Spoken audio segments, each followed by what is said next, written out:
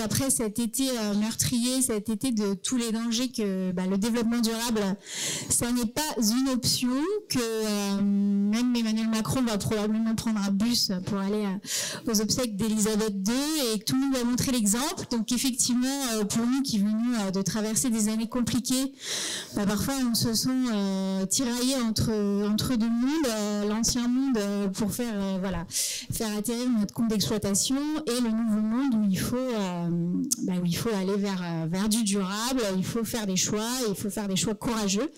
Donc on va voir ça ce soir avec plein de témoignages qui vont nous montrer que c'est possible de concilier les deux et que non seulement c'est possible, mais que surtout on n'a pas le choix et qu'il faut s'y mettre. Je vais commencer par Fanny Giancetto, qui est la cofondatrice d'Ecotable et qui va nous expliquer comment on se met en transition et comment fonctionne le label et par quoi on commence, comment on s'y prend. Julien Chiche, qui est le directeur France de Collective Food, qui va nous expliquer comment on met en place un approvisionnement responsable et durable. Ensuite, Nicolas Dron, de notre partenaire Bonduel. Donc, Nicolas, tu es directeur channel restauration commerciale chez Bonduel Food Service et tu vas nous expliquer comment on peut mettre le végétal au cœur de son offre. Voilà.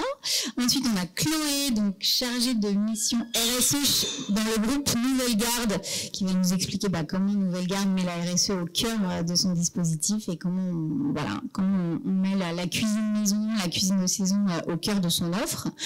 Eva Guyot, de chez PNY, Managing Director chez Paris-New York, qui va nous expliquer la démarche que vous avez faite et comment, à un moment donné, quand on peut être aussi un peu parfois coincé par les moyens, quand on est un indépendant. Et Stéphane Guglielminetti, de chez Aubart, directeur commercial Aubart France, qui va nous expliquer comment on peut, les solutions innovantes que Aubart peut avoir pour utiliser de la vaisselle réutilisable. Voilà, donc à vous les studios. Merci beaucoup. Et tout de suite on démarre avec Fanny. Tu peux lui donner le micro. Voilà. Alors Fanny, tu es chercheuse et maître de conférences en droit spécialisé sur les questions environnementales et tes recherches t'ont fait prendre conscience de l'environnement et de l'impact environnemental sur l'alimentation et tu as cofondé Ecotable en 2019. Donc l'idée c'est que tu nous expliques un peu comment fonctionne Ecotable, comment on peut avoir le label Ecotable et surtout pourquoi s'engager. Oui, bien sûr. Déjà, merci beaucoup de l'invitation. Je suis ravie d'être ici aussi entourée de deux de nos clients phares qui sont Nouvelle Garde et PNY. On en parlera peut-être tout à l'heure. Donc en effet, Ecotable, on s'est créé en 2019, janvier 2019, avec une ambition qui était d'accompagner la restauration dans sa transition écologique. Ça s'est fait en fait un peu en plusieurs étapes. Au début, on a créé un label. C'est souvent ce qu'on retient d'Ecotable, mais en fait, c'est plutôt une petite partie de notre activité. Au début, on a voulu créer un label de restauration durable parce qu'on a pris conscience du fait que on n'arrivait pas, en tant que cliente de restaurant, à pouvoir choisir des restaurants selon des critères écologiques et que c'était, comme nous l'a dit tout à l'heure le cofondateur de BA, le sens de l'histoire. Donc, on a d'abord créé un label sur 3 niveaux, Ecotable, 2 Ecotables, 3 Ecotables. Et très vite est apparu, par contre, le besoin d'accompagnement des restaurateurs de façon générale. Donc on a créé 3 autres outils. Le premier, ça a été de la mesure d'impact environnemental, parce que c'est bien de dire à des restaurants qui font bien en décernant un label, mais c'est quand même mieux d'accompagner tout le monde sur les questions de transition écologique. C'est comme ça qu'on a un impact. Donc on a créé une mesure d'impact environnemental qui permet à tout restaurateur de savoir quelles sont ses pratiques et surtout de pouvoir décider d'un plan de route qui est cohérent. Parce que souvent, il y a des croyances qui sont fausses sur le sujet. Je vous donne un exemple que l'on a très fréquemment sur le local. Énormément de restaurateurs et énormément de citoyens veulent manger local. C'est très bien, je ne veux pas dénoncer le local, mais si on regarde les chiffres, le plus important, c'est de se sourcer en produits vertueux, c'est-à-dire une agriculture régénératrice, une agriculture biologique, une agriculture agroécologique. Si on regarde les chiffres, c'est 70% de l'impact qui vient de notre mode de production et seulement 19% qui vient des transports. Donc voilà, ça permet juste ça, de prioriser ses actes dans son restaurant. Et ensuite, on a cherché, c'est quoi un restaurant éco-responsable ? nationale. On s'est entouré de chercheurs, moi-même je suis chercheuse, et donc on a établi un cahier des charges qui est holistique, c'est-à-dire qu'on regarde ce qu'il y a dans l'assiette, mais aussi on va regarder la question des ressources naturelles, la question des déchets, la question de la communication, de l'engagement de façon générale, du non-alimentaire, des matériaux qui sont utilisés, les produits d'entretien, etc. Et quel type de restaurant accompagnez-vous? Je t'ai pas répondu sur le pourquoi, qui est quand même une question essentielle. Il y a un peu de pourquoi. Il y avait un peu de pourquoi. Alors, peut-être vous connaissez ce chiffre, mais moi je le trouve particulièrement marquant. Notre alimentation de la fourche à la fourchette, c'est 1/3 des émissions de gaz à effet de serre. Donc en comparaison, c'est plus que le secteur des transports. Maintenant, une fois qu'on a dit ça, quelle est la part de responsabilité du secteur de la restauration? Elle est forcément importante au regard du nombre de repas qu'on prend en dehors de chez soi. Un chiffre de l'ADEME, c'est que la restauration commerciale serait responsable de 14% du gaspillage alimentaire. Bon, il y a ce constat-là. Et ensuite, il y a plein de raisons de le faire. Il y a la raison tout simplement économique. On pense souvent à des coûts supplémentaires, et le cofondateur de Oba l'a dit, et c'est vrai, on pense souvent à des coûts supplémentaires, mais il faut aussi penser aux économies en ressources naturelles, économie en eau, économie en énergie, ce qui est une vraie question aujourd'hui. Et puis on va pouvoir trouver d'autres économies avec la réduction des protéines animales, par exemple. C'est attractif en termes de clients et de fidélisation des clients. Nous, on a pu remarquer sur des restaurants qu'on a accompagnés qu'il y a eu des taux de fréquentation jusqu'à 30% supérieurs une fois que l'engagement a été fait. Et ça permet aussi de fidéliser ses collaborateurs, ce qui est aussi extrêmement important en ce moment au regard des difficultés de recrutement, parce que les collaborateurs se sentent investis d'une mission un peu plus haute. Et quel type de restaurant accompagnez-vous? Eh bien, tous les types de restaurants, c'est une question intéressante parce qu'au début, quand on s'est lancé en 2019, je me rappelle avoir des journalistes au téléphone qui me disent votre truc c'est sympa, mais vous allez labelliser des cantines bio pas très bonnes. Voilà. Et au final, ça va du restaurant 3 étoiles au guide Michelin, au food truck, en passant par la brasserie, au restaurant de burger PNY, voilà, vraiment tout type d'établissement. Et même les restaurants qui vont avoir des types de cuisine spéciales. On a des restaurants africains, on a des restaurants italiens, on a des restaurants japonais. Voilà, on peut en fait faire une cuisine responsable, peu importe son concept. Ok, dernière question, quels investissements et économies on peut imaginer faire pour Paris Côte d'Azur? J'en ai un peu parlé avec les ressources naturelles et l'énergie.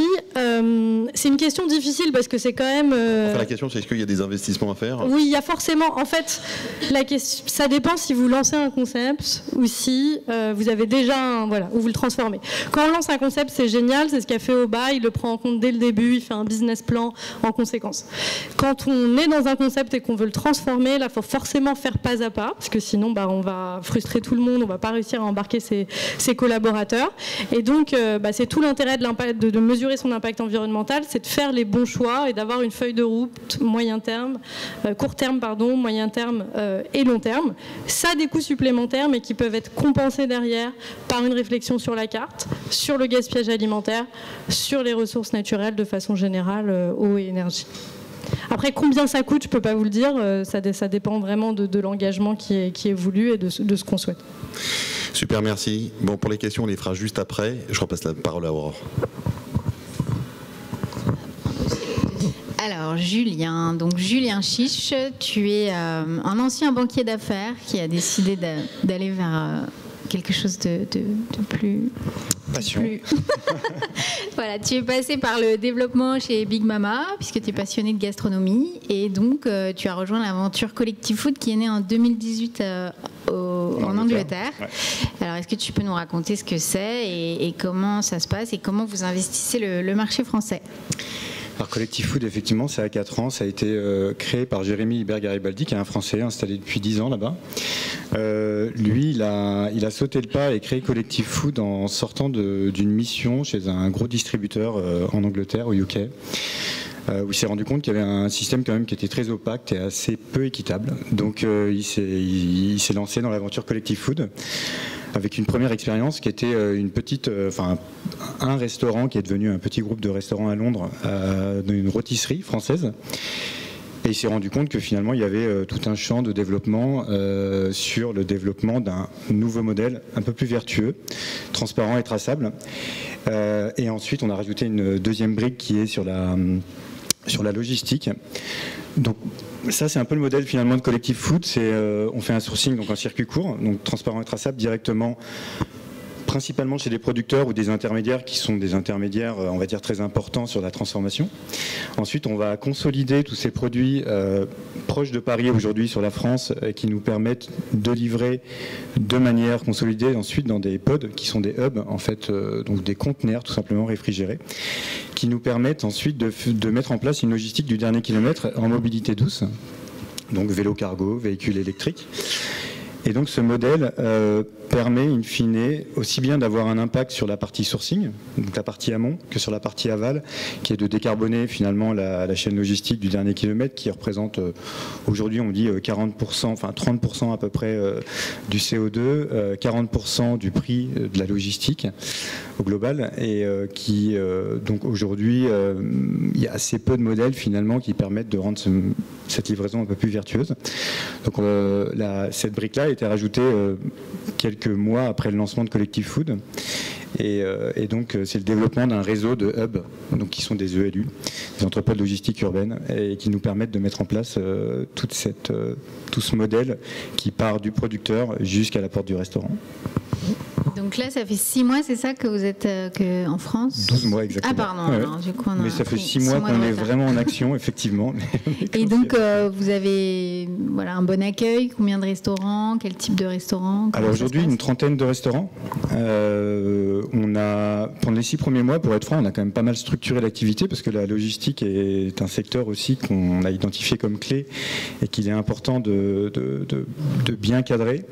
Également, le premier pod qu'on a installé aujourd'hui à La Défense, et on en a plusieurs qui vont arriver. À Londres, aujourd'hui, on est déjà à 5 qui nous permettent de couvrir à peu près toute la ville. Et l'accueil est plutôt très bon. Après, c'est sûr qu'on va dire qu'on a un market fit assez naturel, notamment avec P&Y qui était notre premier client en France. Et ça s'était passé de Londres d'ailleurs. Et ensuite aussi Nouvelle-Garde récemment. Et donc on continue finalement un peu sur ces nouveaux groupes de restauration qui sont en train d'éclore, qui sont très engagés et sur lesquels on leur assure finalement justement cette transparence, cette traçabilité et une logistique du dernier kilomètre plus vertueuse. D'accord. Et vous avez des objectifs, j'imagine, de développement en France, en Europe ? Aujourd'hui, UK France, dans un premier temps, effectivement, on a l'ambition ensuite d'ouvrir plusieurs pays. Ça sera dans les prochaines années. La France était un peu finalement un très bon test pour nous, pour justement ouvrir un deuxième pays. Comment on ouvre un deuxième pays quand on a lancé ce premier pays sur lequel on a la plupart de nos équipes. Aujourd'hui, on est à peu près 85 chez Collective Food. La France reste quand même un petit bureau comparé à Londres. À Londres, on développe aussi bien sûr toute la technologie qui nous permet d'automatiser, de rendre efficient finalement tout ce modèle. Donc on a pas mal de tech aussi. Et donc la France ensuite sera un exemple pour pouvoir lancer d'autres pays effectivement. Ouais. Et en général, du coup, les clients viennent vous voir pour un certain type de produit ou pas forcément, ou c'est pour une démarche globale ? Alors aujourd'hui, Collective a plutôt développé une expertise sur toute la partie protéines, alors aussi bien protéines animales que protéines végétales. Au fur et à mesure, en fait, avec notre modèle logistique, ça nous permet de consolider aussi d'autres flux pour les rendre justement plus efficients, plus efficaces, de pouvoir avoir finalement plusieurs sources de producteurs qu'on consolide sur un point et ensuite qu'on va livrer en une fois à nos clients, qui est beaucoup plus efficace et in fine même opérationnellement pour les restaurateurs beaucoup plus simple. Donc au fur et à mesure on agrandit aussi le panier et le type de produit qu'on va développer avec ses clients. Mais notre première verticale est effectivement la protéine aujourd'hui.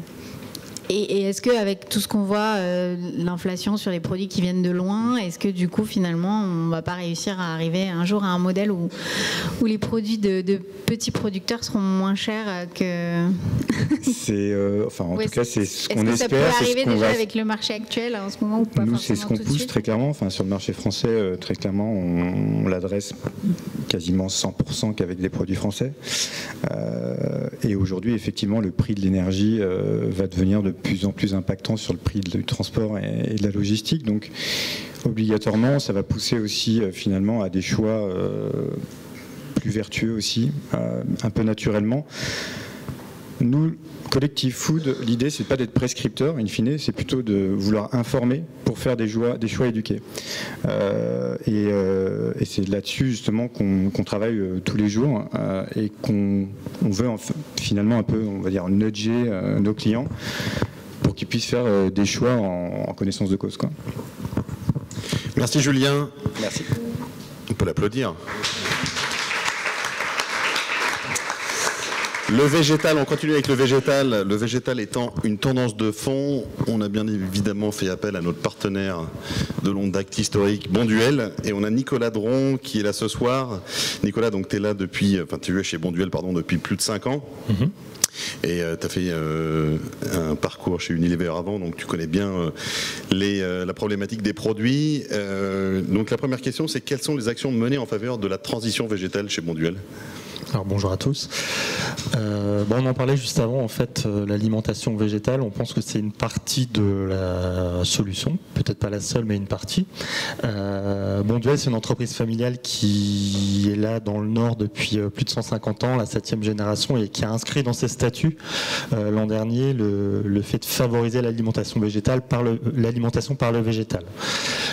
Du coup, concrètement, qu'est-ce qu'on fait ? En fait, on a la chance d'avoir un pied dans les champs, puisqu'en fait on travaille depuis de nombreuses années, plusieurs générations avec des agriculteurs. On a des chefs de plaine qui visitent tous les mois.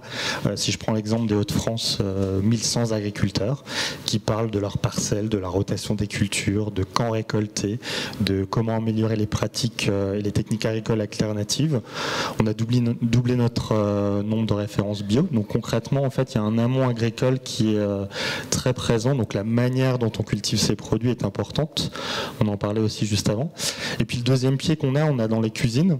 On a la chance, vous aviez reçu Luc il y a quelques temps, qui est directeur culinaire, d'avoir 8 culinaires en fait dans l'équipe, donc des anciens restaurateurs qui accompagnent les enseignes, les distributeurs, les restaurants sur des logiques de tendance, de cartes, et en apportant aussi des produits qui favorisent le végétal, parce que parfois le végétal aussi ça peut être un peu laborieux, la cuisson de légumineuses en fonction des contraintes opérationnelles en cuisine, c'est un vrai sujet typiquement, mais aussi avoir des solutions de légumes grillés, de choses qui favorisent la vie en cuisine sans prendre la place du chef, d'avoir des solutions qui rendent le végétal pratique en cuisine. Donc ça, c'est 2 exemples un peu d'actions en amont et en cuisine sur lesquelles on travaille.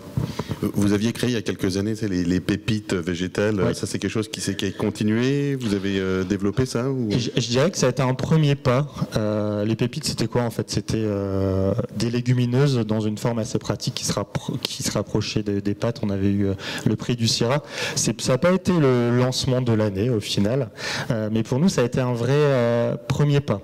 Parce qu'en fait, au final, en présentant ces produits, on s'est rendu compte en fait des attentes autour du plat végétarien, autour de la nutrition. La loi Egalim a aussi beaucoup accéléré ces points-là. Concrètement, nous, on a beaucoup appris. On a la chance d'avoir des nutritionnistes. On a créé un service qui s'appelle Greenology. On a compris qu'en fait, pour travailler la satiété, pour travailler l'envie, il fallait aussi des mélanges de légumineuses, de céréales, de légumes. Et de ce premier lancement, finalement, qui a pété le succès de l'année, on a lancé toute une gamme derrière et tout un service qui, pour le coup, ont mieux fonctionné. On a toute une gamme maintenant de céréales et de légumineuses juste cuites, origine France, utilisables à chaud, à froid, qu'on peut mettre dans des plats végés pour favoriser cet accès. Donc je dirais, on a appris de ce premier lancement pour en faire un succès après. Comment vous travaillez avec les agriculteurs pour garantir la fraîcheur des produits ? Fraîcheur, on parle souvent d'ailleurs des légumes verts, de ces légumes de saison, parce qu'après il y a les légumineuses, il y a plein d'univers où les attendus sont peut-être différents. Je le disais en fait, si je prends un exemple concret, là on est en train de ramasser les haricots verts dans les Hauts-de-France. Dans les Hauts-de-France, il y a 1100 agriculteurs qui travaillent avec Bonduelle, souvent depuis plusieurs générations. Ils ont des chefs de plaine qui vont les voir tous les mois, ils se mettent d'accord sur une rotation de culture, ils connaissent les champs, et puis on décide de planter des légumes espacés dans le temps pour pas tout récolter en même temps, parce que derrière il faut réussir à transformer rapidement et avec des variétés différentes pour assurer justement une période de production la plus longue possible. Parce qu'en fait l'enjeu pour nous c'est d'avoir des usines qui transforment les produits vraiment à proximité immédiate des champs pour pas faire attendre le produit. Un petit pois par exemple, ce qu'on a récolté là en mai-juin, entre le moment où il est récolté et le moment où il est surgelé, c'est généralement 5 heures, ce qui est extrêmement rapide. Donc tout ça, c'est une logistique pour ne pas faire attendre la matière première, la ramasser au bon moment. Et ça c'est l'expertise des gens qui font ça depuis des dizaines d'années chez nous. Ok, et vous n'avez pas inventé un nouveau légume cette année? Il n'y a rien de révolutionnaire, bio, circuit court? On travaille sur des choses, mais on parlait en fait des enjeux sur les protéines. Clairement, en fait, produire aussi en France des protéines végétales, c'est aussi un enjeu qui est important. Tous les ans, on a des innovations, notamment... Vous n'avez pas travaillé, par exemple, un produit comme le steak végétal américain très connu? Vous n'avez pas lancé quelque chose de concurrent? On n'a pas de steak, de meat-like ou autre. La marque. C'est ça, non, on cite pas de marque. On a des solutions qu'on propose. Après nous, aujourd'hui, les solutions qu'on propose, c'est plutôt des solutions pour faciliter la vie en cuisine.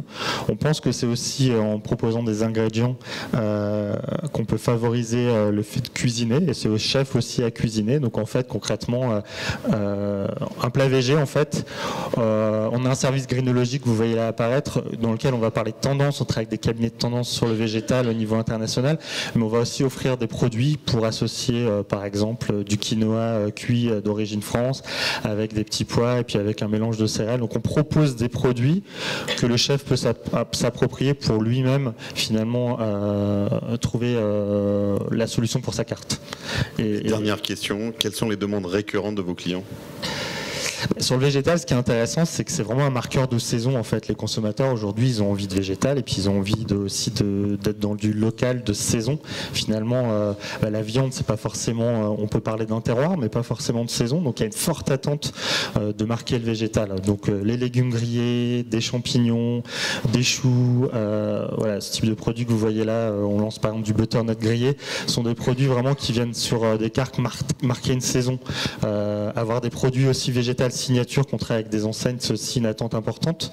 Et puis le local, la manière dont c'est cultivé, c'est aussi assez important. C'est même la base de ce qui est demandé et la base des briefs souvent de nos clients. Merci beaucoup Nicolas. Alors effectivement, Nicolas nous dit que les chefs n'aiment pas qu'on mette le nez dans leurs recettes et c'est ce qui se passe chez Nouvelle Garde. On les laisse faire, on les laisse cuisiner maison de saison.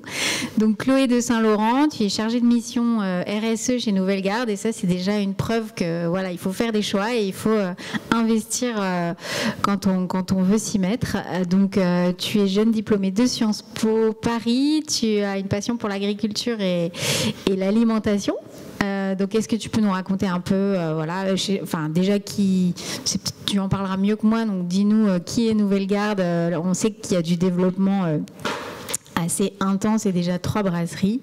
Raconte-nous déjà un peu ce groupe pour ceux qui ne le connaîtraient pas encore. Donc bonjour à toutes et à tous. Donc Nouvelle Garde a été créée il y a 3 ans, donc en 2019 avec la brasserie Bélanger, qui a été ensuite suivie de la brasserie du Bio et la brasserie Martin qui a ouvert en juillet. Donc la promesse, c'est vraiment d'offrir une brasserie, des lieux conviviaux avec du 100% fait maison, de saison et des produits français.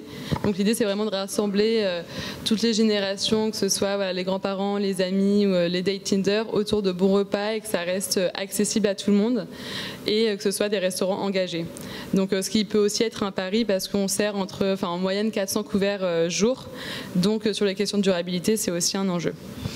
D'accord. Et donc, quand on fait un date Tinder, on a le choix entre de l'asiatique, du français. Voilà. Et donc, c'est vrai qu'il y a quand même une tendance de fond de s'évader par l'assiette. Alors, comment vous expliquez ce succès-là chez vous, malgré le fait que vous soyez sur une tendance tradie et franco-française? Ouais. Je pense que justement, il y a eu ces dernières années toutes ces tendances foisonnantes qui sont très appréciées, mais il y a peut-être eu récemment une contre-tendance à revenir vers quelque chose de peut-être plus traditionnel, plus simple, quelque chose de réconfortant, un peu familial et en même temps qui peut rester sain et qui est à l'écoute de toutes les générations également.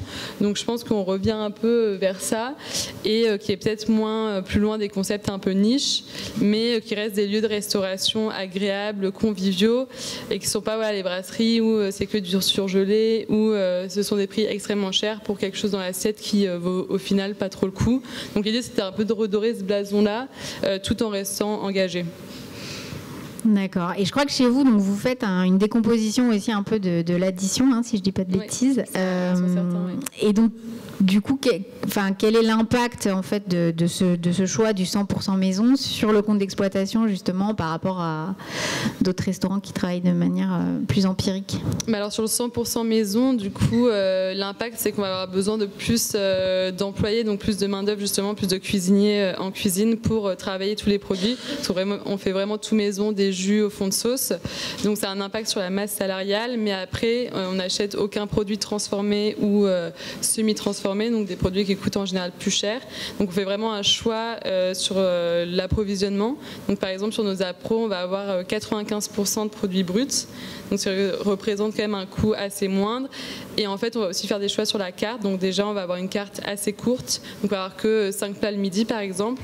Et ensuite on va également avoir au final assez peu de produits. Donc sur nos appros, en majorité en légumes, ça va être poireaux et mesclun qu'on va retrouver dans diverses assiettes. Donc c'est vraiment, on adapte la carte et notre offre à nos engagements et non l'inverse. D'accord. Et du coup, avec même si voilà, vous avez beaucoup de produits bruts, avec la flambée des matières premières, est-ce que vous avez été amené à revoir un peu certaines choses, le modèle, ou faire des arbitrages? Non, on continue de s'adapter. Vraiment, les coûts, ça va être l'inflation que tout le monde subit et du coup la masse salariale qui a un fort impact. Mais on s'adapte sur sur l'optimisation des coûts. Donc ça va être au maximum direct producteur ou circuit court pour limiter les intermédiaires et les surcoûts qui y sont liés. On va également, comme on fait tout maison, on réutilise tout. Donc c'est-à-dire que les verres de poireaux, on peut les réutiliser dans des fonds de sauce. On va réutiliser les ossements des poulets pour des bouillons, des fumées. Donc on a moins de pertes. On n'achète que de saison, donc évidemment on a aussi des prix qui peuvent être moindres. Et on va acheter en gros format pour limiter les surcoûts liés aussi aux petits achats qui peuvent arriver. Merci beaucoup. Merci beaucoup, c'était super intéressant. J'ai plus besoin de dire d'applaudir, c'est bien. Et on continue avec un petit voyage Paris-New York avec Eva. Tiens, je veux bien le micro. Alors Eva, tu as rejoint Paris-New York en 2020. Ouais, il y a 2 ans. Ok, donc tu as un parcours dans l'hôtellerie et la tech, et donc tu as rejoint l'équipe de Rudy Guéner. J'ai cru comprendre que Paris-New York était assez engagé, et vous avez reçu donc dernièrement le label Écotable. Première question, c'est comment vous avez fait pour obtenir le label, et qu'est-ce que ça vous a apporté chez Paris-New York? Alors déjà, on l'a renouvelé. Ça fait 1 an qu'on l'a, donc Donc ça se renouvelle tous les ans. Ça, tu ne nous l'as pas dit. Chaque année plus difficilement que l'année d'avant, parce que logiquement les exigences évoluent et augmentent. La question c'est pourquoi on l'a fait? Non, la question c'est comment vous avez fait pour l'obtenir et qu'est-ce que ça vous a apporté? Qu'est-ce que les clients le ressentent? Est-ce que les équipes le ressentent? Enfin, voilà. Écotable envoie sa charte avec tout ce qu'il faut remplir. On doit envoyer toutes les factures. On doit envoyer 1 mois de facture pour chaque établissement qu'on souhaite labelliser. Et à partir de là, ils auditent du coup tous nos fournisseurs. Et puis ils vont regarder également dans quel type de contenant on sert, est-ce qu'on utilise des produits de saison ou pas, quel type d'énergie on favorise, quelles sont nos pratiques managériales. En fait c'est global. On s'entretient longuement avec leurs équipes et puis à partir de là on passe ou on ne passe pas les 3 niveaux d'Écotable. D'accord, il n'y a pas de sous-table ou non? Ça, je ne le dirai pas. Non, et par contre, les clients, comment ils le vivent, ça? C'est-à-dire qu'il y a vraiment un intérêt? Alors, pour notre part, c'est compliqué d'avoir des retours clients. On en a peu. Par contre, au niveau du staff, c'est hyper bien perçu. Okay. Je ne sais pas réellement comment aller chercher les retours clients. On communique dessus, on le met sur Instagram, on le marque sur nos menus. Mais on n'a pas, ça nous arrive pas d'avoir des retours des clients en mode c'est génial que vous soyez Écotable. Et ça veut dire que vous respectez encore plus les saisons? Enfin, vous respectez vraiment les saisons, vous remplacez la tomate quand il faut la remplacer. Complètement. On a dû modifier une carte, un burger qu'on a retiré qui existait depuis le début de PNY, donc depuis 10 ans. Et on a enlevé la tomate et on l'enlève aussi de tous les plats hors saison et on le remplace. Donc les frites au ketchup, c'est fini alors? Exception faite pour le ketchup. Non, je sais pas, je pose la question. Mais donc ouais, on adapte. Ok, et sur la question de l'emballage, qu'est-ce que vous faites? Qu'est-ce que vous mettez en avant? Comment vous réfléchissez? Ouais, la question de l'emballage, c'est compliqué parce que chez nous, en effet, c'est une grosse part du chiffre d'affaires et encore plus depuis le Covid, la livraison, ça prend vraiment une part croissante de nos revenus. On essaie de trouver des solutions pour avoir des emballages consignables et en fait, on est un peu pris en étau parce qu'on est à la fois trop gros et trop petit. Burger King et McDo commencent à développer de vraies solutions avec des boîtes qui du coup leur font un emballage sur mesure propre à eux avec des vrais points de retrait, etc. Mais nous on est en fait ils veulent pas faire pour nous un truc sur mesure parce qu'on est trop petits et en même temps on n'arrive pas à trouver de prestataires qui puissent répondre à nos attentes, donc pour l'instant on est sur des packaging qu'on essaie les plus respectueux possibles mais qui restent de l'emballage à usage unique. Ok, bon c'est bon pour moi, on vous posera les autres questions tout à l'heure. Aurore, je te repasse la main. T'attrapes.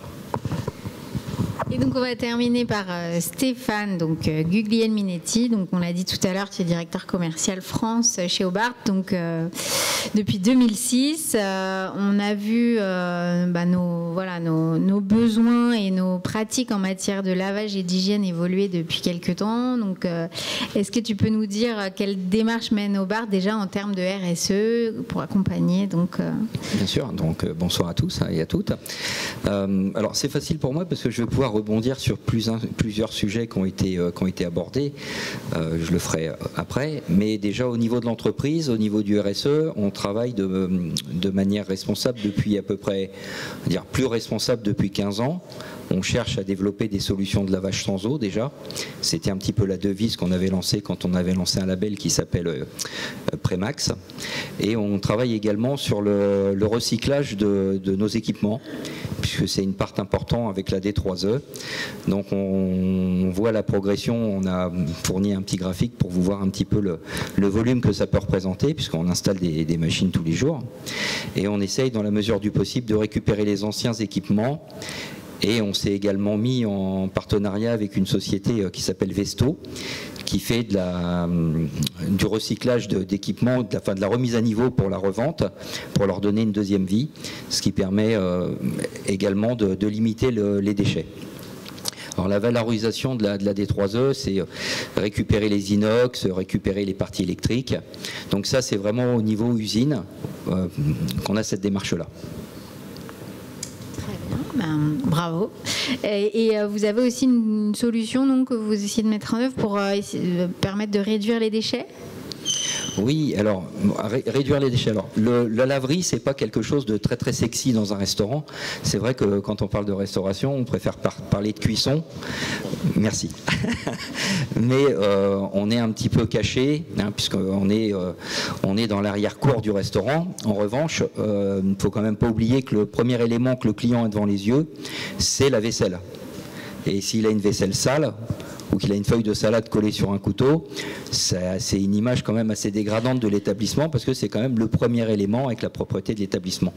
Donc en réalité, la laverie a une part très très importante dans un restaurant. Et on travaille, donc le lavage chez nous est vraiment la clé de voûte, il faut que la vaisselle, le rendu soit parfait.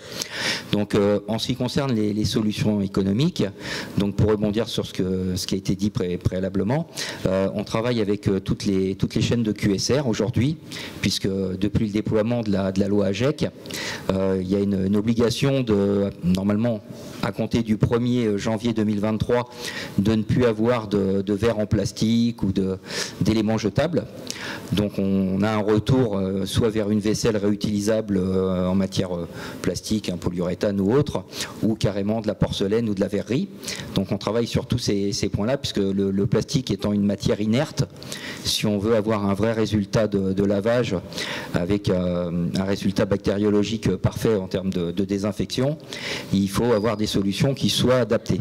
Donc on a déployé la plus grosse chaîne de QSR française 2016 à déployer ces équipements, nos équipements dans tous ces établissements. Donc on a travaillé depuis 2 ans avec eux très en amont sur la manière de procéder, puisqu'ils ont une difficulté majeure, c'est le volume. Donc aujourd'hui, on travaille uniquement sur la partie service à table, puisque maintenant, ils font du service à table, hein, c'est plus du guichet, où ils ont après un tri, et après cette vaisselle est lavée sur place. Malheureusement, il y a des zones où le volume est très important, donc on a été obligé de développer une solution de lavage externe. Donc le reuse out, où il y a eu la construction d'un bâtiment avec une usine qui permet d'avoir une rotation avec leurs logisticiens, puisqu'on parlait de la partie logistique, transport qui a également un coût. Donc tout ça est un cercle vertueux, puisqu'on essaye justement de limiter le rejet à l'environnement. Donc après les matériels, je vous disais, il n'y a rien de sexy dans un lave-vaisselle, si ce n'est qu'un lave-vaisselle, ça consomme de l'eau. Ça rejette de l'eau qui a été utilisée pour le lavage, ça rejette des produits, puisqu'on utilise des tensioactifs et des produits de lavage. Donc c'est du rejet pour l'environnement, et ça consomme de l'énergie. Et c'est ce que soulignait Ecotap tout à l'heure, c'est que l'énergie aujourd'hui est un vrai problème. Donc le cercle vertueux, il est simple, moins on met d'eau, moins on met de produits, moins on utilise d'énergie. Donc c'est réellement notre fil conducteur, puisqu'on arrive à ces résultats, Aubard étant le leader mondial en développement et en innovation.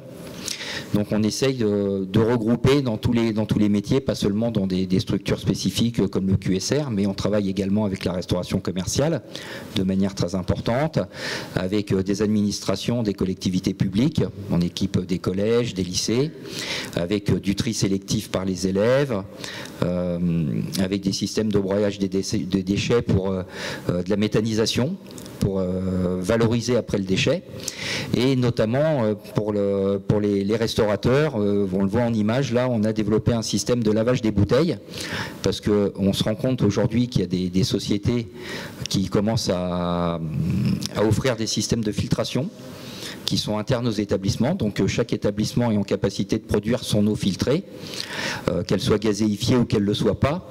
Sauf qu'après, en dehors d'avoir ce système-là, il faut pouvoir traiter la vaisselle. Et notamment, on revient énormément à des systèmes de carafes ou de bouteilles réutilisables. Donc il faut une solution de lavage qui a été développée pour la restauration, en plus du lavage du plastique. Voilà pour les éléments, je dirais, simples. On vient également d'équiper, mais le temps est limité pour tous, donc je ne voudrais pas monopoliser la parole, parce qu'il y a tellement de choses à dire. On vient d'équiper le... Je crois qu'on est bien, on est Merci. bien. C'est quand même... faut penser à l'avenir. La crise économique qui se profile et qu'on vit depuis un petit moment, on est l'illustration. L'énergie... et comme le disait Thierry Marx, puisque j'ai la chance de travailler avec Robert Petit depuis des années, avec un appareil de cuisson qui est le plus économique et pour moi un des plus vertueux, il en parlerait beaucoup mieux que moi puisqu'il l'a utilisé dans ses restaurants. L'eau est vraiment, comme le dit Thierry, l'eau c'est la vie, c'est l'élément principal de toute forme de vie. Donc il faut la respecter, il faut l'économiser, et c'est vrai qu'on essaye de vraiment travailler sur cette solution. Et pour la partie laverie, le dernier point de collecte qu'on a mis en place, c'est à la Villette. Alors j'avais préparé une vidéo, mais comme on ne peut pas tout diffuser, je vous invite à regarder sur les réseaux sociaux. À la Villette, donc il y a quand même beaucoup de concerts, il y a un zénith, et donc aujourd'hui on a mis en place un système de lavage de cups, c'est-à-dire de gobelets plastiques réutilisables. C'est amené en interne avec des triporteurs, avec des vélos. Donc c'est collecté, c'est amené au point central pour la laverie. C'est parfaitement lavé, parfaitement séché, bien que la matière, comme je le dis, soit inerte. Et après, c'est remis dans les points de distribution. Donc ça, tout le monde peut le voir à la Villette. C'est un exemple intéressant. Voilà, je pourrais vous parler des heures encore de laverie, mais il y a d'autres choses à faire. Merci Stéphane, merci tout le monde. C'est l'heure des questions-réponses. Donc n'hésitez pas, si vous avez des questions, levez la main, on va vous amener le micro. Enfin pas moi, je ne peux pas marcher. Allez, c'est parti. Si. Allô? Ouais. pour monsieur Nicolas, c'est ça? Qui sont vos clients précisément chez Bonduelle? Alors des restaurateurs évidemment, mais est-ce que vous pouvez nous parler de la typicité de ces clients? Est-ce qu'on est dans la restauration rapide, etc., etc.? On couvre en fait tous les segments de la restauration. Ça va de la restauration collective, entreprise, cantine, scolaire, EHPAD, jusqu'à la restauration commerciale, restauration à table, QSR, fast casual, avec ses différentes offres. Pas toujours avec les mêmes produits évidemment, puisque les attentes sont différentes. On fait des céréales, des légumineuses, différentes technologies pour s'adapter aux différents besoins. Le gros, c'est la restauration collective ou la restauration commerciale? En France, le marché. En termes de chiffre d'affaires. En fait, en France, globalement, et on est assez représentatif, en fait, le marché des légumes, on va dire longue vie, c'est-à-dire de surgelés, d'apertisés, est beaucoup en restauration collective. En restauration commerciale, il y a plus de frais, mais il y a de nouvelles catégories comme les légumineuses, notamment, qui sont en forte croissance. Donc, il y a un peu une différence entre des légumes verts et des légumineuses sur lesquelles on voit vraiment des gros écarts. Donc, ça dépend des familles de produits, mais l'essentiel de par la fréquence et l'usage de légumes qui est très fort en restauration collective, peut-être un peu moins fort sur des catégories surgelées, apertisées en restauration commerciale. Merci.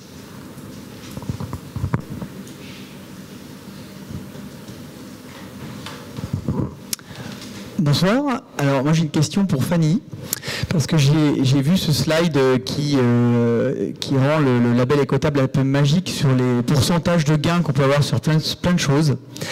Et je ne vais pas parler de tous les gains possibles, mais sur l'énergie, comment vous arrivez à avoir ce genre de gains et comment vous le mesurez ?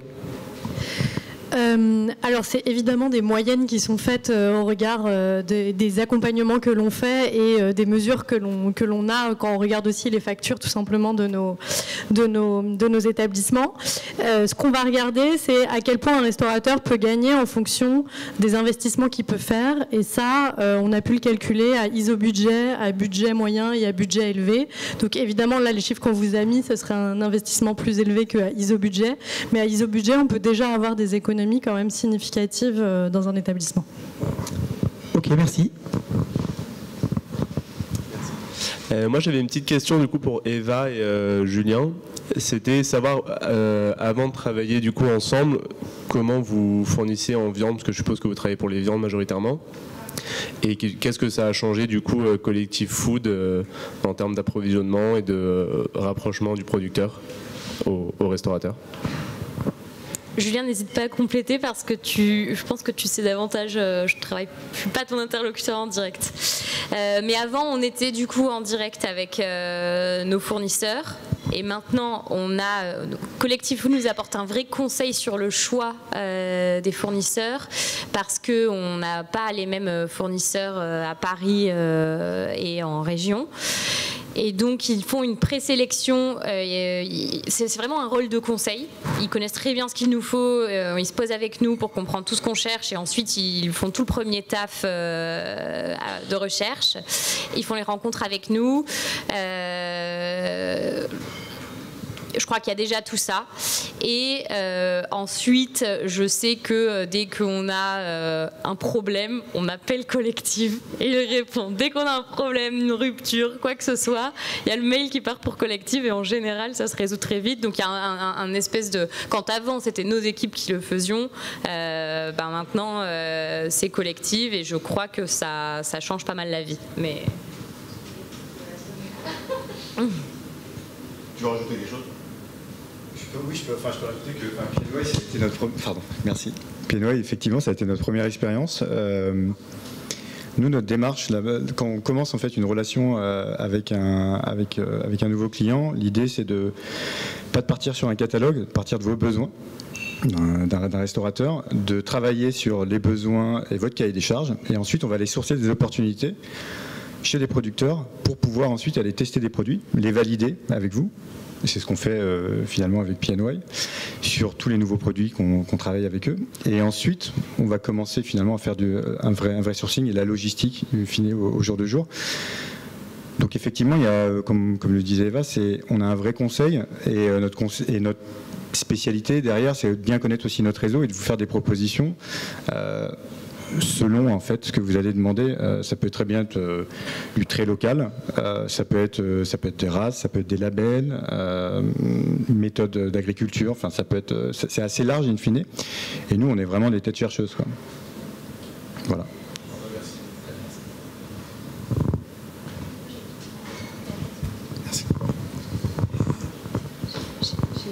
Bonsoir. J'ai une question pour Collectif Food.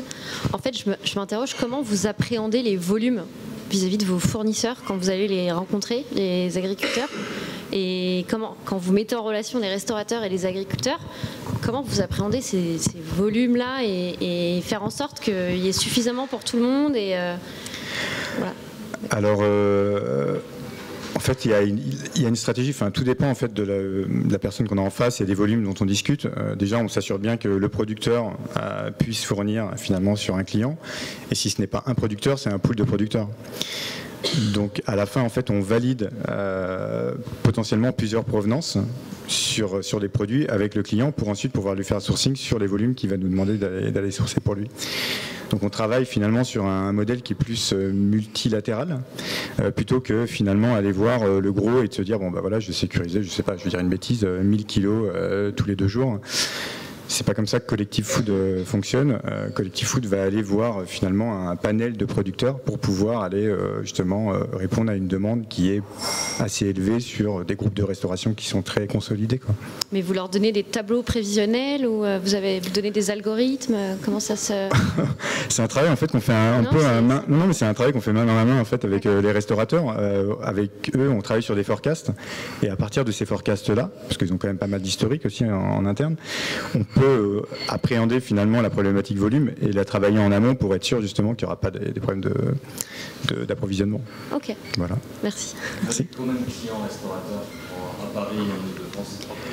Alors j'ai dit une trentaine et les premiers en région c'est PNY qu'on a accompagné aussi en région pour pouvoir justement tous les produits qu'on leur fournissait à Paris, comme ils se développent très fortement maintenant dans d'autres villes françaises. L'idée c'est aussi de les accompagner sur cette expansion française, quoi. Vous êtes le seul intermédiaire avec les restaurateurs, on peut considérer que Pardon, vous êtes le seul intermédiaire avec les restaurateurs, on peut considérer que c'est du circuit court? Oui, c'est toute l'idée, c'est d'aller vraiment à la source, quoi. Couper court pour justement assurer cette transparence et cette traçabilité. Aujourd'hui en France, on a de la traçabilité, on ne peut pas dire que ça n'existe pas, hein. Elle existe, mais quand finalement vous allez un peu plus, on va dire, dans le détail, vous vous rendez compte que cette traçabilité-là, vous l'avez pas rapidement. Un petit exemple, j'ai été sur Rungis un matin, in fine, pour remonter toute cette chaîne de valeur d'une personne qui fournissait une viande à l'Élysée, parce que l'Élysée voulait savoir exactement le producteur. Bon, ça leur a pris 48 heures, quoi. Autre question? Moi j'en ai une, pardon. Normalement c'est pas mon rôle, mais je voulais savoir, enfin vous pourriez tous, je pense, témoigner, ou plusieurs personnes ici, comment vous voyez les pratiques d'agriculture évoluer? Est-ce que ça bouge vite depuis longtemps? Est-ce que ça s'accélère? Et sur les pratiques d'élevage aussi. Donc je sais pas qui veut prendre la parole sur ces sujets. Mais on a une chercheuse, on a une passionnée, on a voilà. Je ne sais pas si ça m'intéresse d'avoir votre avis. De mon côté, le constat il est un peu déprimant. Il a été enthousiasmant à un moment d'une volonté de transition, et en tout cas qui a été poussée par le prix notamment du bio en France, avec de plus en plus d'agriculteurs en transition sur ces questions-là. Aujourd'hui, c'est beaucoup moins le cas. Le lait bio, le prix du lait bio est quasiment au même prix aujourd'hui que le prix du lait conventionnel, ce qui pose un vrai problème pour ceux qui ont investi dans l'agriculture biologique. Et on a une politique agricole commune qui ne va toujours pas vers le financement des modèles agricoles alternatifs, qui financent toujours à l'hectare, donc qui financent les plus grosses exploitations. Donc on n'y est pas en tout cas. Alors je voulais pas terminer sur un truc déprimant, du coup ça arrange pas tellement moi, cette réponse. j'ai une question pour Stéphane. Est-ce que, comme à la maison, quand on achète un lave-vaisselle chez toi super écologique, on a des aides gouvernementales, c'est comme quand tu changes les fenêtres, la pompe à chaleur, etc. Est-ce qu'il y a des économies d'impôts, tu vois? Alors, merci pour la question. Alors, il y a à peu près tous les 2 ans une opération qui est menée par la CARSAT, parce qu'il faut savoir qu'à peu près 80% des accidents du travail en restauration commerciale sont liés aux coupures par verre, avec du verre. Donc en essuyant un verre, on peut se couper les doigts, mais de manière très importante. Donc la CARSAT finance à 50% l'investissement d'un matériel qui permet d'éviter justement cet essuyage.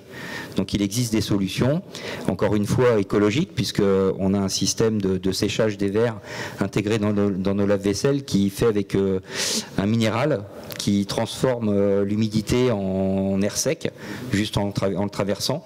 Ça évite justement d'utiliser de l'énergie. Et donc il est tout à fait éligible à cette opération. Après, il y a également des opérations qui sont mises en place pour éviter les TMS. Ça se fait également avec la CARSAT. Alors, ça se fait soit en régional, soit en national. Ok, merci. D'autres questions? Non. Non, personne. Vous avez faim? Bon, en tout cas, on vous remercie. On remercie tous les intervenants de ce soir. On remercie bien sûr tous les partenaires officiels sans qui on ne pourrait pas faire grand-chose, qui sont d'ailleurs de plus en plus nombreux. Et on remercie évidemment Auba qui nous a accueillis ce soir, et donc la soirée va se continuer. N'hésitez pas en fait à partager, à parler du Leaders Club autour de vous, puisque évidemment plus on est de fous, plus on s'éclate, plus on se développe. Et voilà, je vous souhaite à tous une excellente soirée. Est-ce que vous voulez un rappel des dates? Bon, regarde, remets au début, Léa, le rappel des dates, comme ça ceux qui sont arrivés après peuvent noter. Vas-y Aurore, lâche rien Aurore, dis-nous tout. Frérot. Allez, à Marseille, le 11 octobre, le Leaders Lab, voilà. L'équipe hôtel que vous avez déjà dans vos agendas, et surtout, les palmes de la restauration qui n'ont pas eu lieu depuis très longtemps pour les causes que vous savez. Donc, 21 novembre, et le lendemain, le match de la Coupe du Monde de la France. On va vous présenter tout à l'heure Yohan qui nous racontera un peu le lieu. Et ce soir, donc, on a évidemment réuni beaucoup d'experts, des partenaires historiques du club et des restaurateurs exemplaires. Mickaël, s'il te plaît, arrête de rigoler, c'est bon. Comme vous le savez, le Leaders Club est international et on a la chance ce soir d'avoir le président du Leaders Club Belgique qui est ici pour faire un train tour. Harry, si tu veux bien venir dire un petit mot, s'il te plaît. Je peux pas me lever ce soir.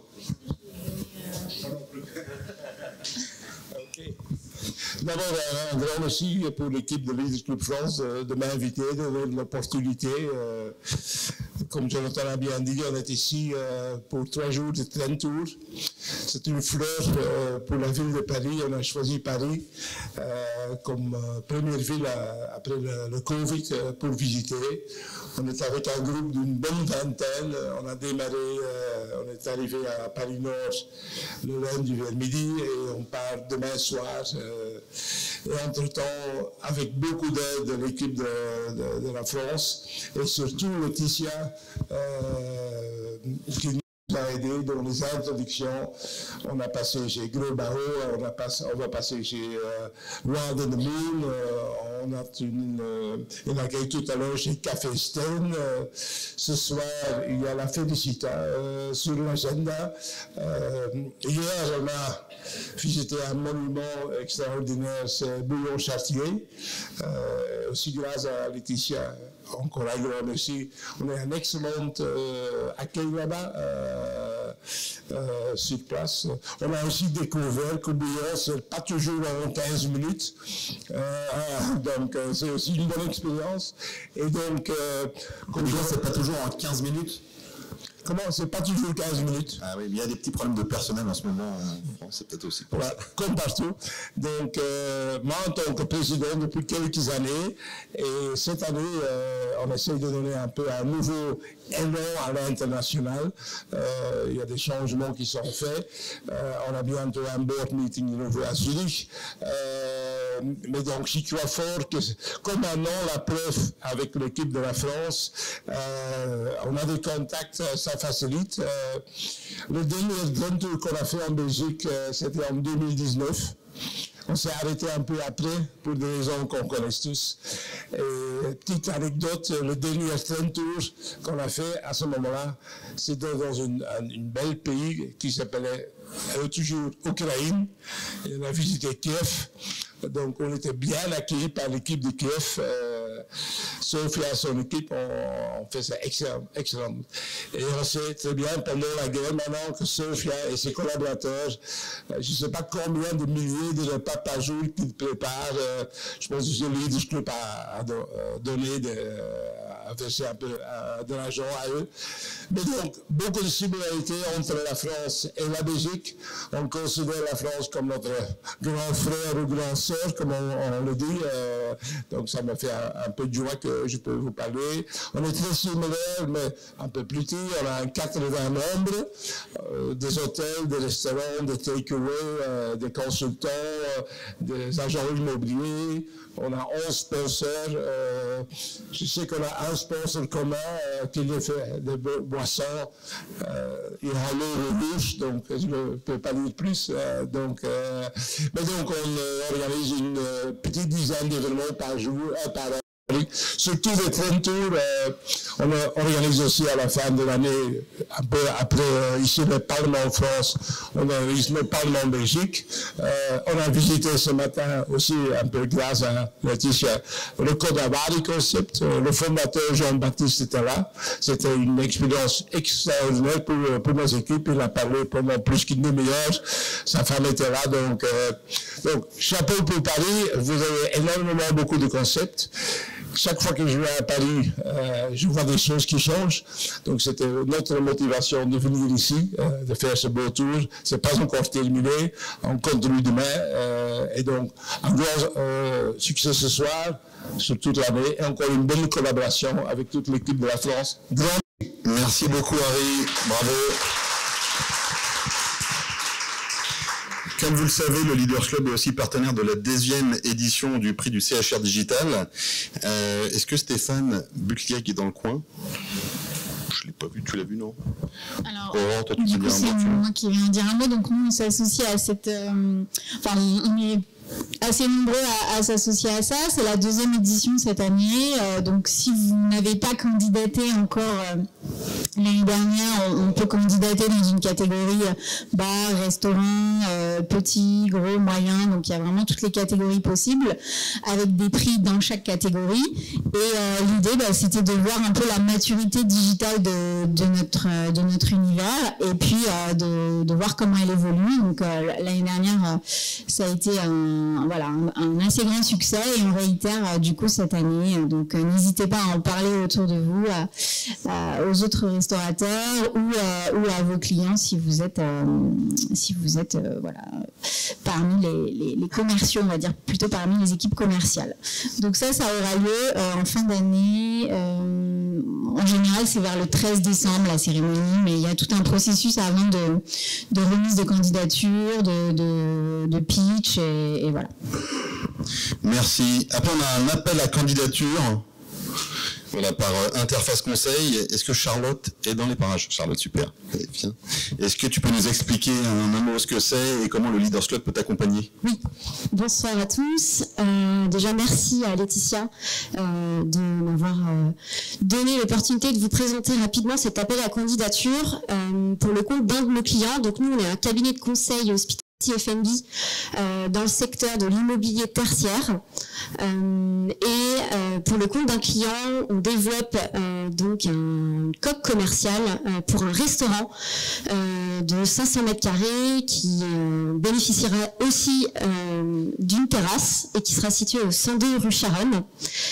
Et donc, l'appel à candidature est ouvert à partir de mi-octobre, mais on commence déjà les visites. On cherche des entrepreneurs engagés, des restaurateurs engagés, et qui sont aussi capables de proposer une offre de restauration et pour les collaborateurs de cet immeuble, donc que vous voyez juste sur l'image au-dessus, et aussi pour les riverains du quartier.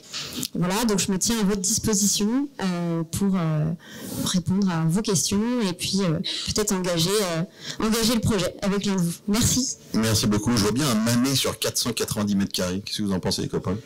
Tu notes, hein, voilà, on prend la photo, on prend tout.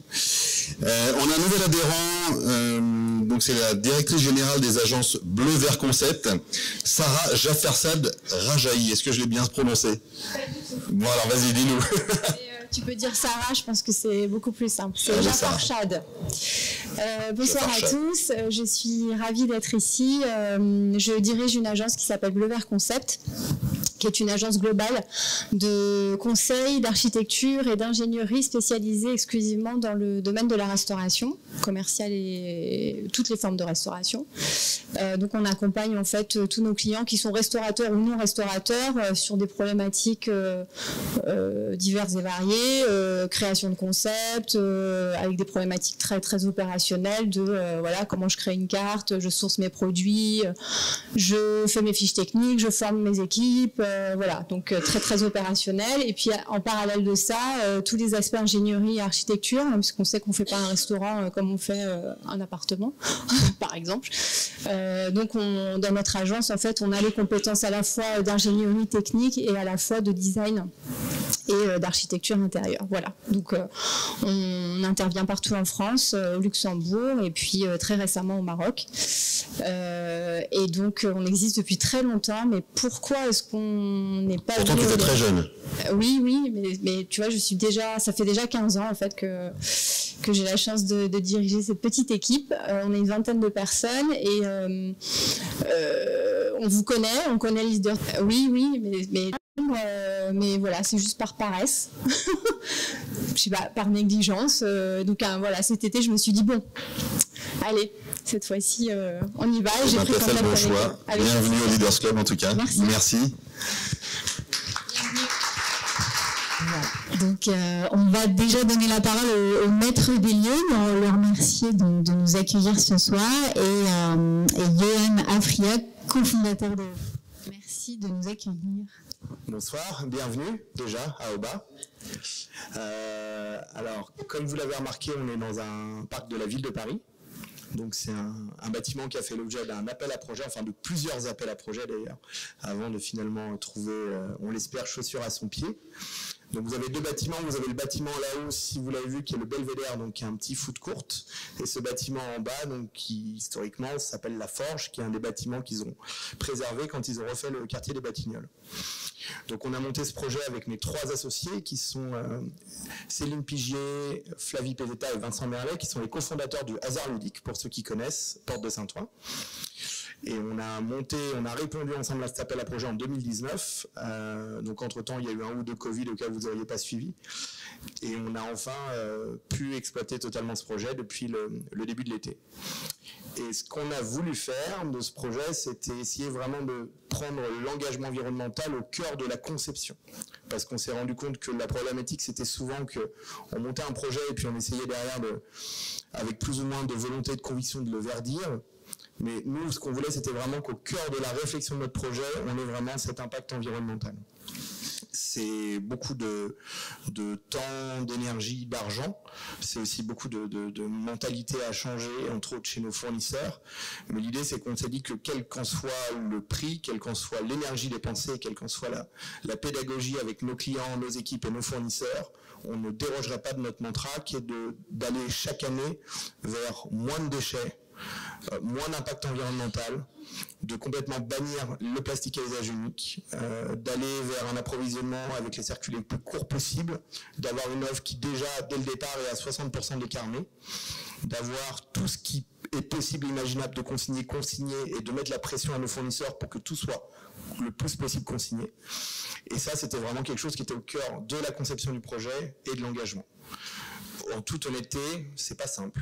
mais on va quand même dans cette direction-là et on se rend compte qu'en fait, on va quand même dans le sens de l'histoire. Le but était de faire quelque chose qui soit pas moralisateur, pas culpabilisant, pas forcément radical dans le sens où ça peut faire peur, mais de se dire que chaque année, on allait chercher une étape supplémentaire et se fixer de nouveaux objectifs pour que sur les 15 ans de concession qu'on a ici, on puisse se dire qu'entre le point A et le point B, on est vraiment pu évoluer tout en arrivant à embarquer tout le monde avec nous. On a une charte qui régit nos relations avec nos partenaires au niveau du foot court, avec un ensemble d'engagements environnementaux qui est en partie basé sur le niveau de 2 écotables. Je crois que quelqu'un d'écotable est ici aujourd'hui. Ouais. Et donc avec pour but d'aller chercher cette labellisation au niveau global du projet et ensuite de se fixer des objectifs pour atteindre encore le niveau supérieur. Avec pour espoir, pour ambition que d'autres porteurs de projets puissent venir chez nous et qu'on puisse leur dire voilà, on est capable de servir des centaines de couverts par jour, on est capable d'avoir un lieu qui est quand même un lieu de taille moyenne plus, on va dire, mais un lieu qui draine quand même du monde, tout en respectant cet ensemble d'engagements et en essayant d'agréger en fait toutes les bonnes volontés, tous les beaux projets qu'il y a à Paris et ailleurs, justement pour essayer de réduire l'impact environnemental. Voilà, donc on prend ça avec beaucoup d'humilité. On n'a pas la prétention d'avoir la science infuse ni de forcément y arriver du premier coup, mais par contre on sait qu'on a une volonté de le faire et que c'est au cœur du projet et qu'on n'en demandera pas, quoi qu'il arrive, quoi qu'il advienne et quoi qu'il en coûte. Voilà. Merci.